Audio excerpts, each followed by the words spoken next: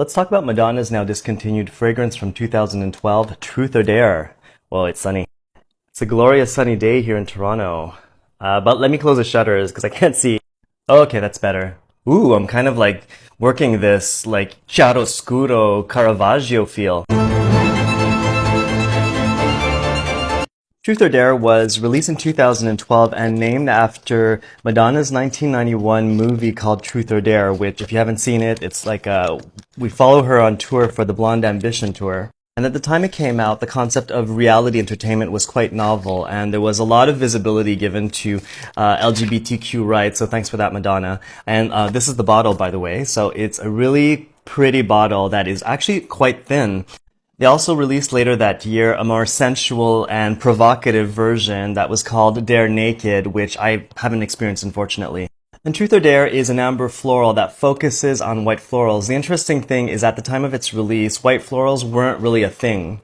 And if you read up on the history of white florals, it's really, really interesting because, back in the Victorian era, white florals, because of their indolic side and their narcotic side, they were kind of considered as, too provocative. And, usually it was reserved for courtesans or, people of easy virtue.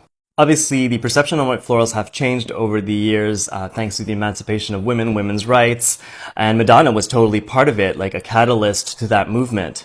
I don't think she planned it this way because I think she does things very instinctively, but it's interesting that she would choose a note that was so polarizing once upon a time for people in general, but that has evolved over time because we learned to know better.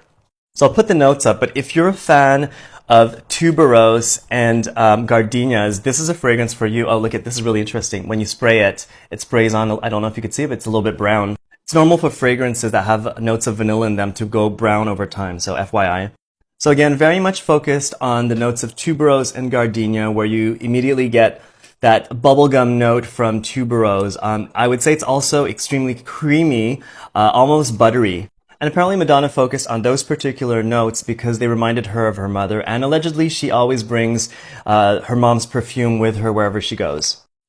So creamy and animalistic, but I would say more in the natural sense, like the indolic side of white florals.